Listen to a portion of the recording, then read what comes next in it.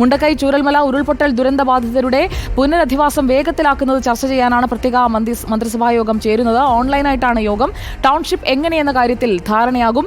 പുനരധിവാസത്തിനായുള്ള കരട് പട്ടികയിലെ ഇരട്ടിപ്പും ചർച്ചയാകും. ഗുണഭോക്താക്കളുടെ കരട് പട്ടികയിലെ പിഴവുകൾ ഗൗരവത്തോടെയാണ് കാണുന്നതെന്നും ഉദ്യോഗസ്ഥ തലത്തിൽ വീഴ്ചയുണ്ടായോ എന്ന് പരിശോധിക്കുമെന്നും റവന്യൂ മന്ത്രി കെ രാജൻ പറഞ്ഞു.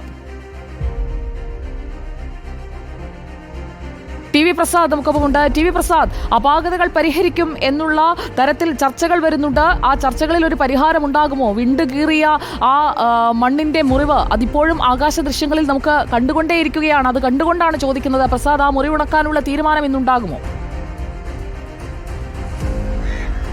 സുജയ, ഗൗരവതരമായ ചർച്ച തന്നെയാണ് ഇന്ന് മന്ത്രിസഭാ യോഗത്തിൽ നടന്നത് എന്നാണ് മനസ്സിലാക്കുന്നത്. 1.5 മണിക്കൂറാണ് യോഗം നീണ്ടുനിന്നത്. അല്പസമയം മുമ്പ് യോഗം അവസാനിച്ചു. ആ കരട് പട്ടിക യോഗത്തിൽ അവതരിപ്പിച്ചു. ചീഫ് സെക്രട്ടറിയാണ് അവതരിപ്പിച്ചത്. ഇത് സംബന്ധിച്ചുള്ള അന്തിമ തീരുമാനം, പുനരധിവാസം സംബന്ധിച്ചുള്ള അന്തിമ തീരുമാനം ഈ വരുന്ന 26-ാം തീയതി ഉണ്ടാകും. കിഫ്ബിയുടെ ടൌൺഷിപ്പ് ഡിസൈനാണ് ഇന്ന് പ്രധാനമായും ചർച്ച ചെയ്ത് എന്നാണ് മന്ത്രിമാരിൽ നിന്ന് മനസ്സിലാക്കാൻ കഴിയുന്നത്. അത് സംബന്ധിച്ചുള്ള ആർക്ക് ചുമതല കൊടുക്കണം എന്നതുൾപ്പെടെയുള്ള കാര്യങ്ങൾ അടുത്ത മന്ത്രിസഭാ യോഗത്തിൽ തീരുമാനമാകും എന്നാണ് അറിയുന്നത്. സുജയ നേരത്തെ സൂചിപ്പിച്ചതുപോലെ കരട് പട്ടികയിലുണ്ടായ അപാകത അത് ഗൌരവമായി ചർച്ച ചെയ്തു എന്നാണ് പുറത്തേക്ക് വരുന്ന വിവരം. മാത്രമല്ല, അത് പരിഹരിക്കാനുള്ള അടിയന്തര നടപടി സ്വീകരിക്കാനുള്ള മുന്നൊരുക്കങ്ങൾ നടത്തി എന്നാണ് മനസ്സിലാക്കുന്നത്.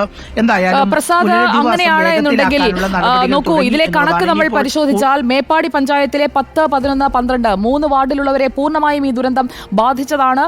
ചൂരൽമലയുടെ അന്നത്തെയും ഇന്നത്തെയും ദൃശ്യങ്ങളാണ് നമ്മളിപ്പോൾ പ്രേക്ഷകരിലേക്ക് എത്തിച്ചുകൊണ്ടിരിക്കുന്നത്. അന്ന് ഒലിച്ചുപോയത് 57 വീടുകൾ പൂർണ്ണമായുമാണ്. ഭാഗികമായി തകർന്നത് 91 വീടുകളാണ്. വാസയോഗ്യമല്ലാതായത് 113 വീടുകളാണ്. 520 വീടുകളെ ഈ ദുരന്ത ബാധിത പട്ടികയിൽ ഉൾപ്പെടുത്തുന്നതിന് പകരം കരട് പട്ടികയിൽ പാടികളും ലയങ്ങളും ഒക്കെ ഒഴിവാക്കപ്പെട്ടു പോയത് എങ്ങനെയാണ്? അതിനൊരു പരിഹാരം ഉണ്ടാകുമോ പ്രസാദ്? അങ്ങനെ പ്രതീക്ഷിക്കാമോ? അങ്ങനെ ഒരു പരിഹാരം ഉണ്ടാകും എന്ന് തന്നെയാണ് എല്ലാവരും പ്രതീക്ഷിക്കുന്നത് സുജയ. അങ്ങനെ ഒരു പരിഹാരമില്ലാതെ മുന്നോട്ട് പോകാനും കഴിയില്ല. കാരണം ഒരുപാട് നാളുകളെടുത്ത് കൃത്യമായ കണക്കുകൾ സഹിതമാണ് ഇതെല്ലാം തയ്യാറാക്കിയത്.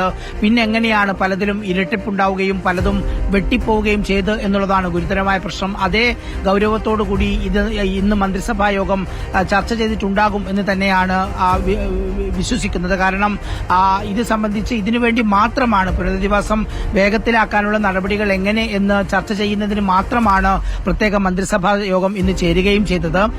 ഇന്നിപ്പോൾ ചേർന്ന യോഗത്തിന് ശേഷം ഇനി വരുന്ന മന്ത്രിസഭാ യോഗം 26-ാം തീയതി ഇത് സംബന്ധിച്ച ഒരു തീരുമാനമുണ്ടാകുമെന്നാണ് മനസ്സിലാക്കുന്നത്.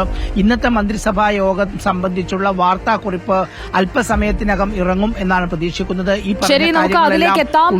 ടി വി പ്രസാദാണ് നിർണായകമായ വിവരങ്ങൾ പങ്കുവച്ചത്. ടൗൺഷിപ്പ് എങ്ങനെയെന്ന കാര്യമാണ് ചർച്ച ചെയ്തത്. ഒഴിവാക്കപ്പെട്ടു പോയ തങ്ങളുടെ ഭൂമിയിലെ ഇടം അത് തിരിച്ചു കിട്ടുമെന്ന പ്രതീക്ഷയുടെ കാത്തിരിക്കുന്ന ദുരന്തബാധിതർക്കൊപ്പമാണ് നമ്മൾ നിൽക്കേണ്ടത്. സംശയലേശമെന്നേ അത് നിൽക്കുക തന്നെ ചെയ്യും നമ്മൾ. ദീപക് മോഹനും മുബഷിർ പി അക്ബറും ദീപക് മലയമ്മയും വയനാട്ടിൽ ദുരിതബാധിതർക്കൊപ്പമുണ്ട്. അവരിലേക്ക് നമ്മൾ എത്തും.